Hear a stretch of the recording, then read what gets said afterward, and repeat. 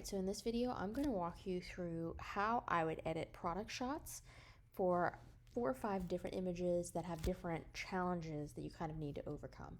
So I have this image here, and one of the main things we're going to see is that I used a velvet backdrop and it is covered in lint. We have another one here, and this is the example from the blog where I used the laptop screen as my backdrop. And you can see there's a little bit of reflection and sort of the blacks are not quite right. In this one, I'm going to show you just one little tip of how to expand your background, and this is one of the seamless, flexible backgrounds that I show. This is a shot from outside, and you can see it was a really sunny day, so I took it in the shade, and we have a really strong blue cast. And then this is another one with a seamless backdrop, but this is the dark background, and we have some areas that got cut off. So I'm actually going to start with this image here because this is the simplest one, and I'm going to walk you through my workflow. So after opening the image, the very first thing I'm going to do is drag my background to the new layer panel and create a second layer. The reason I do this is that if I edit or change anything on the actual image, I always want to have the original in the background in case I need to change it or I completely mess up. That being said, if I'm going to crop it, I would do that now. I don't see a major need to crop, but I will open up the crop tool to show you. And you can hold shift and it will keep your aspect ratio. So let's say maybe I want to crop off about that much and then hit enter, and that will crop my image. Another cool thing about crop is that you have this thing called the straighten tool, and I'm going to show you what it does even though we're not going to keep that. If you have, let's say your horizon line essentially between like your bottom of your background and your top of your background is slightly off, you can click the straighten tool, draw a line, and it will straighten the image according to that line you draw. So that's kind of a cool feature that not everyone realizes is there. I don't need to do that for this, so I'm going to just go back to my move tool and come back to my regular image. And then I'm going to go through the basic changes that I do in every image that I'm working on. So you can go to edit or image here and adjust things like we should be able to do image adjustments if we actually click our background layer. So image adjustments, you can change brightness and contrast, levels, curves, exposure, vibrance, all of these things.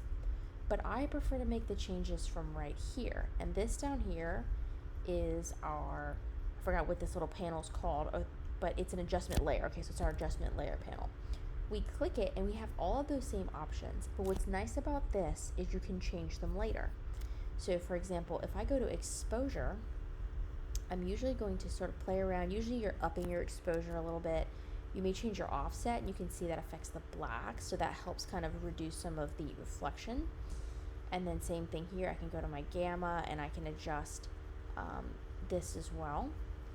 And then I can exit, I can do something else. But if I don't like that, I can turn the layer on and off. I can delete it, or I can double click it or click on this section here to continue to adjust it. So I may find that, okay, I want to make this the blackest area of my image. I'm going to click my sample image to set the black point, and I'm going to click right there, and it will automatically do something. If I don't like that, I just hit Command Z, and that'll take me back to where I need to be. So that would be my first image adjustment layer. I then might come through, so I've done my exposure.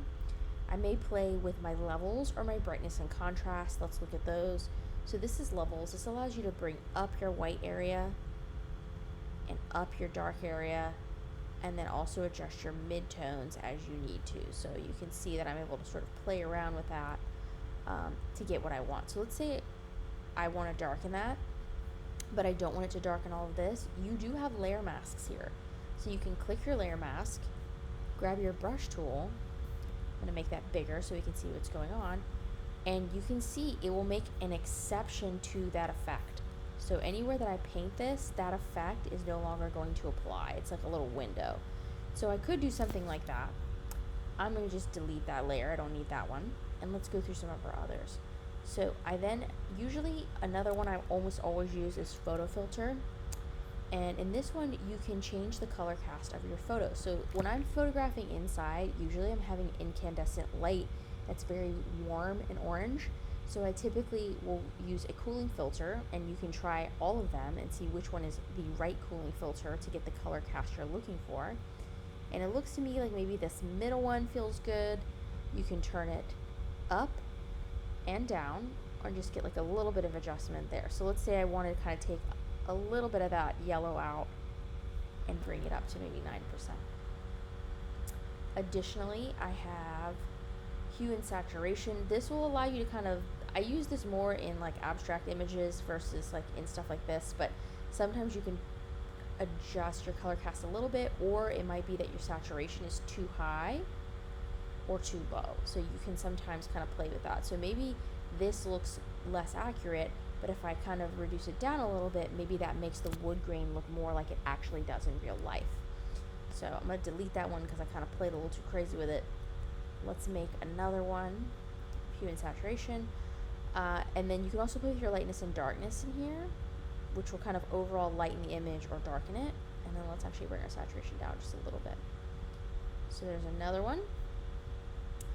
And then I kind of got my colors where I want, but I'm still seeing a lot of like reflection in areas that aren't looking the best. So let's actually directly edit our image here. I'm going to go back to my background copy, and I'm going to come over here, and we have our dodge and our burn tools. And you see the little preview, it's showing you exactly what they do. So the dodge tool will lighten areas. If I click and hold, the burn tool will darken areas. I'm going to reduce that brush size, and then I can select what areas I want it to darken as well. So I'm going to say shadows, and I'm going to come in here and kind of paint out these black areas because of the backlight reflection from the fact that this is a laptop screen and it's highly reflective. And I'm just going to kind of try and get rid of that blue cast of the reflection, and I would just hand paint around as needed. And so a lot of times you'll have a little bit of vignetting, like the area around the edges is too dark or too light, and this is a great way to adjust that. Your burn tool, your dodge tool, and then you also have your sponge tool.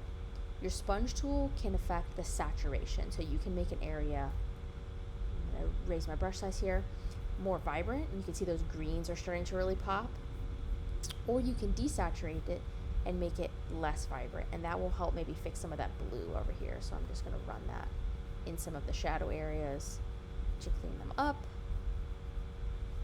just really quickly, just so you can get an idea of what I'm trying to do there. And then there may be some like dust specks that were on my screen that I want to clean up, and that's the last thing I'm going to do here. I'm going to come to my spot healing brush tool. And this is an amazing tool. It has gotten, over the many years, so much more intelligent.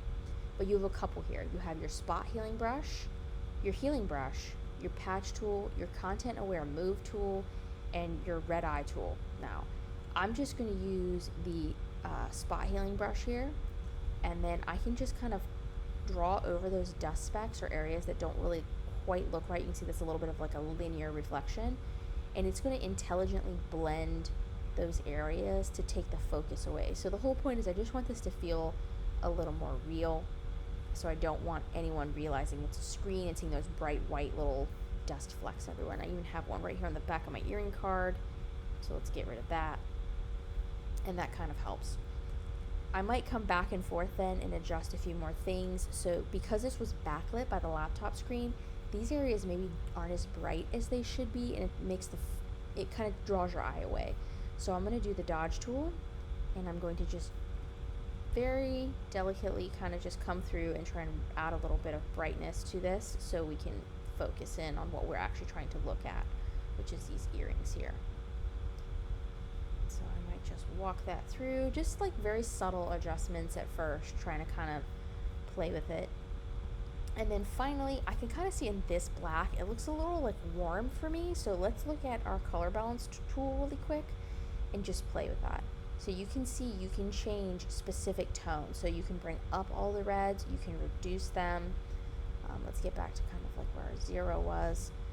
And then same with all these other tones here. So you may want to bring the greens down or up, and then the blues and the yellows. So I don't see too much to do there. It looks like adding that little bit of blue kind of helps. And what's nice about doing these as layers, I can turn them on, off, until I like it. And that was a really subtle adjustment. I don't even know if your screen's going to pick it up, but it made the black look a little more rich and a little less magenta or red. It's got like kind of a red cast to it. So that helps just a little bit. And from there, then I might come through and just do a few more adjustments with my healing tool until I like what I see. And that might be it. So I'm going to save this as, oh, well actually I forgot, now you have to export it. It has changed in Photoshop. So now instead of save as, you go to File, Export, Export As, and then I'm going to save it as a JPEG. I want my quality all the way up, and then I'm just going to export that image. And I'm just going to call it new and just save it on the desktop, just so we have it. We don't really need to do that because I already have my edited versions. Now if I want to go back and look at what it originally looked like, I can either turn off all my layers, or I can even go to my history panel, which is this behind the actions play panel, and if you just click the image at the top, it will take you back to the original. So you can see, maybe I overdid some areas, or maybe I made it too dark or too light, or I need to, crop this area out. It's very easy to go a little too far with it, but you can see at least the background area is much cleaner, and that's telling me maybe I want to come through here and kind of lighten this earring card area so that it doesn't feel so dark. Or maybe I want to figure out which layer is making it too dark, so maybe this one, and then do a layer mask. So I might want to, here's my brush tool here, just kind of knock that out like that. And one cool thing you can do here, so I'm going to increase my brush edge hardness all the way so it's not fuzzy. You can click and hold the shift key, click, and it will draw a straight line, and that's kind of a cool feature. So there may be a situation in which I want to kind of come through and really adjust this. So let's get that brush a little smaller so I can get a clean edge without this haloing. Hold my shift and click, and then I can do the same here, and here, and here, and here, just to get my edges. And maybe I want to do that, maybe I don't. In the end, the nice thing about keeping your original layer, how you, by copying it over, I should say, keeping it untouched, is you can always go back to your original and determine what's going on there and get it fixed to how it should be. So I'm just going to color this in.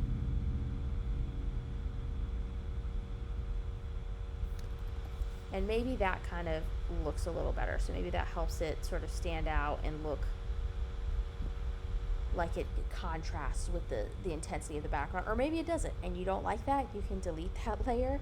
You can also, let's say I create another layer and I want to use that mask element, and you can see I missed some spots here.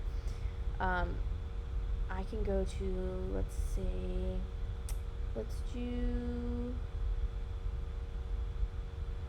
brightness and contrast, and I can adjust it. So brightness, contrast, increase that up a little bit, and then I can actually copy this and paste that layer mask or that layer, and then copy the layer mask over. Now that looks a little weird. Let me turn this one off. But it seems like this is like one weird Photoshop thing I always gripe about, is like you can't easily copy the layer masks sometimes. I think you kind of can, so let's see. Selected mask, no, it's not going to do it the way I want to do it. My cheat way is to just copy the layer that has the mask you want and then drag the mask over and delete the layer. So I probably have a really stupid workaround, and there's maybe a better way to do it, but that's how I do it. So that will allow me to adjust the same area and copy the mask. I can also invert the mask. So I can hit invert, and now when I play with my brightness and contrast, you can see I'm only affecting the area I had, and if I make it crazy like that, I can actually see where I'm at. And I just hit X to swap this to white, so you can color back and forth. So I want all of this selected. There we go. That looks pretty good. And now I can play with my brightness and contrast and adjust those in a way that kind of makes them look a little better. Increase my brightness, increase my contrast. Okay, and then maybe we're done at that point. So that's just a couple, that's like, I know that was a lot of things, but the main overview is that copy your background layer, really play here with your adjustment layers, and then healing brush and your dodge and burn. Those are just classic photo editing tools from even back in the day when you're doing silver photography in a darkroom. I've done that. Dodging is like a real thing you would do. You'd kind of move it around so that it was exposing more in one area as you were printing your photographs. They have a long history in photography. So that's image one. Let's take a look at this one, and the only thing I really want to show you here is this is a really easy way with your crop tool to add a little bit more background. So you can see the corner edge of this is maybe a little bit too close to the edge of the canvas. I can take my crop tool, open it up, and you can see it's just a black line right now. But if I take my magic wand tool and select the black and then hit delete, it's going to ask me, because I'm on my background layer, what I want to fill it with. And I could fill it with a color or a pattern, or I can hit content aware and hit OK. And that is going to guess, based on the background it sees, what content I actually want there. And that actually looks pretty good. So from there, I might take my healing brush and clean up any areas that maybe look too patterny or don't look quite right. And that would be it. So that's the way to extend your background if you almost kind of cut something off or it's a little too close. This image doesn't need quite as much touch up as the other one. So I would generally just copy my background, go here, start with exposure because I can tell it's a little dark, bring up my exposure, but you don't want to overexpose, so you got to be a little delicate. This slider is pretty powerful. And then maybe bring my offset in to sort of add some richness. Maybe same with the gamma. And then I might still do another levels layer just to bring up the overall light areas. I don't want to blow it out, so I don't want like these huge highlights. So let's try midtones just a little bit. Alright, that helps. And then if there's something, maybe this weird shadow here that I'm not feeling, go to my background copy, get my dodge tool. I'm fine with midtones here, and just sort of like paint it away. So the dodge tool and the burn tool can really help you undo that just a little bit.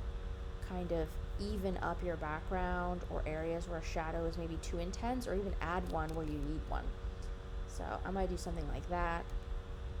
This looks a little yellow to me in comparison to this side, so I'm going to go get that sponge tool. I'm going to go to desaturate, and I'm going to paint over this yellowish bit here. You can kind of see that disappearing, hopefully. And there we go. And that might be that image there. So, alright, we gotta get this video done before it dies. So let's go back and look at the difference in the history panel from that to that. So very minor adjustments for the most part, but that's kind of a neat feature. So this one here, this is one where we have an intense blue cast, and we need to rotate, and we need to add some stuff to our background here. So I'm gonna go to image rotation, counterclockwise. That will rotate our whole canvas. I'm then going to use my lasso tool to grab these little corners here, and hold shift to grab this one, hit delete, and do content aware, just so those little black areas aren't distracting. So that deleted that. Copy my background layer, come here, and then I'm going to do, I guess I want to fix exposure just a little bit, but not too much, because there's a lot kind of going on here. So I'm going to bring that up just a little bit, and now I'm going to go to photo filter, and this is one where you'll really see a difference. So this was actually way too blue, so we can kind of look through here and play with them. So maybe this yellow kind of makes it look a little more real, not green so much, but there's a lot of that sepia, actually that brownish color actually really, I think, helps a little bit. So if I turn it on and off, you can see it kind of cuts some of that blue down. We may not be able to fully get it out, only because this is very, very blue, but it will definitely help a little bit to warm it up. So I think the yellow might be kind of where I want to go with this. It's a little golden, and you can always add multiple layers and kind of play with it. So let's do a levels adjustment as well. Bring up our white, but not too much that we lose the texture and kind of blow that out. Bring up the overall, bring our shadow drama back a little bit. And then let's see, and we can always try and do our color balance to remove some of that blue too. So we can kind of come this way, but you can see it doesn't quite create the effect you're always looking for. So just be delicate with it. And the nice thing about doing these adjustments is you can always delete them. So maybe that doesn't do much, so I'll probably just delete that. It doesn't really do what I want it to do. I could come through and dodge that out just a little bit, some of these shadows. I think they kind of are sort of part of the way this looks, though. They kind of like add a little bit of drama to it, so I might not use this image, or I might, I don't want to kind of like over edit it. So it's sort of up to you what you want to do there, but that at least shows you how much of a difference that a photo filter and your color adjustments can make. So there's that one, and then this one and our velvet one. So let's look at these really quickly. So for one like this, where you have literally so much lint, you can come in here and you can really sort of play with this, or get your patch tool, which allows you to highlight a whole area and then drag it, and it'll clone over that area. So I could grab like this, drag that, clone there. For something like this, my technique, it's kind of a really stupid cheat. I just literally paint most of the background the color I want it to be. So this isn't quite the color, this is kind of like a purple, but we'll fix that in a second. And just color that over. I'm gonna hit Command U, and that's gonna bring up my hue saturation, and I'm just gonna put the lightness all the way down so that it's no longer purple. And then what I would typically do is just set this maybe to multiply, and then drop this down, and kind of like that will, if you play with it and get your edges right, it will cover up a lot of the lint, and then you can kind of work with your image from there. So I would probably soften some of these edges, come back through, and you can see it'll take me a couple minutes to do this, but if this is like my best photo and this is the one I want to use, I'm just gonna use my click shift, you know, little cheat there to get the nice straight lines I need. Click, shift, click, and just kind of paint that in, and it will really even up the background. And that's like very helpful if you have a solid color background, but there's like a lot of stuff you have to clean up. This is my technique for that. So click, shift, click, and then I gotta probably take a little more care around here. You could also, and by the way, I'm using a trackpad right now. I am not using a Wacom tablet. I'm just working on the trackpad. So you do not need a tablet necessarily to be able to do this. You just need a lot of time and experience working with the trackpad. So that definitely evens up the background significantly. I can still see there's some areas that probably need to be fixed. Like there's some very bright white cat hairs that I'm gonna wanna clean up. But that really makes a big difference in sort of making it look a little more even, and I can still continue to play with that, darken it a little more, you know, come back through with my brush, clean up areas. I'm still using the healing brush here, but I'll use my actual brush, and just kind of fix up some of these areas that don't quite look right. So that helps significantly, and in the end, ultimately, there's not really a lot more editing that needs to be done here. My colors look pretty good. So it really is just about cleaning up my background. And if I didn't want to hand paint it, there's enough contrast here that I probably could get most of this with my magic wand tool.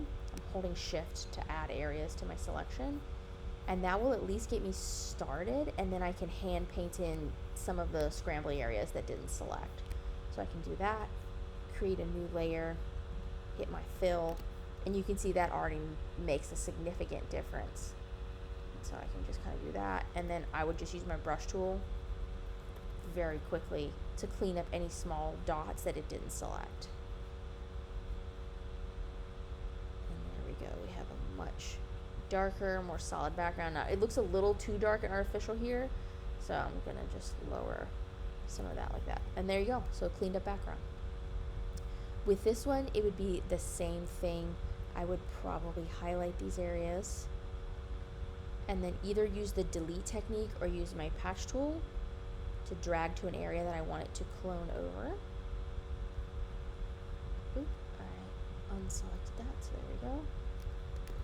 Deselect. If I don't like that, you can kind of continue to sort of fix areas with this patch tool. And then I'm going to immediately go to my exposure. Up that a little bit. Bring some of that darkness in just a little bit. And you can see this is a situation where we have really bright highlights kind of coming around the edge. Perfect time to get our burn tool out. Go to midtones. I think midtones will hit it. And then get on our copied background layer. And kind of just eliminate that bright reflection there so that we can focus on what we actually need to focus on, which is the kaleidoscope. So I might try and clean that up, and then I probably would crop it in just a little bit just to kind of not have there be so much possible background disruption. So I am going to do that. I'll hit my crop. I'm going to hold shift and option to start scaling to the center. Just crop those edges to get rid of some of that vignetting. Probably add a levels layer here as well. So it seems sometimes probably like exposure and levels and some of those do the same thing. They kind of do. They're all affecting the lighting, but they work on a little bit different principles. So there are times where you're going to want to layer them up and play with them both. I'm going to go to my spot healing tool, and I'm going to try and get these little dust flecks that are all over my backdrops. And that helps a little bit. Try to clean that up there. If there's any distracting bits of pattern that are maybe too bright, I can do that. And then same thing, I could sort of just paint some areas darker and then make that a transparent layer, but that's already a pretty good start. Let's check our brightness and contrast here. It looks like we have a pretty bright image. I don't know if we really need to fiddle with this much. Well, that does look a little better, so we'll add that. Come back to our burn tool. So a lot of this is just walking back and forth between some of these techniques until you have the image that just feels right to you. So now it's looking like it's on a dark marble backdrop. I'm going to actually go to my sponge tool because I'm seeing like a lot of color here, and I want to sort of desaturate the background a little bit. Looks a little orange in some spots to me, especially like around the areas where it transitions into the light. And I think that is probably a good spot. So it's not quite done. I probably would spend another 10 minutes coming through and adjusting it, but let's just take a quick look before and after. So maybe a little too vibrant, a little too intense. I want to make sure it's representative of the real object. So I would probably come through and make a couple more adjustments here, clean up some more dust flecks, soften some areas where maybe there's like kind of this yellowish bit over here that needs to be blended in. But you can see that those are sort of the main features of how to adjust your images. So make sure you preserve your background layer, image adjustment layers, the sponge burn and dodger, your friend. This guy, spot healing and patch tool, are going to really help you clean up areas. And then don't be afraid to kind of paint through your backgrounds if you can. You know, it's very helpful if the objects are nice, solid objects. It can be a little challenging if you're doing something wispy or soft, but there's tons of tutorials on how to select hair and do things like that. So if we walk back through these, you can see we've kind of really upped the drama. We've made them very saturated. We've extended our background and kind of centered things. We've adjusted our lighting, and then we've really sort of put it all together in this final one here. So hopefully that will be helpful to you, give you an idea of how I edit my photos. I know that was maybe a little bit of a long video, but hopefully there's a couple tips and tricks in there that will help you improve your product photography.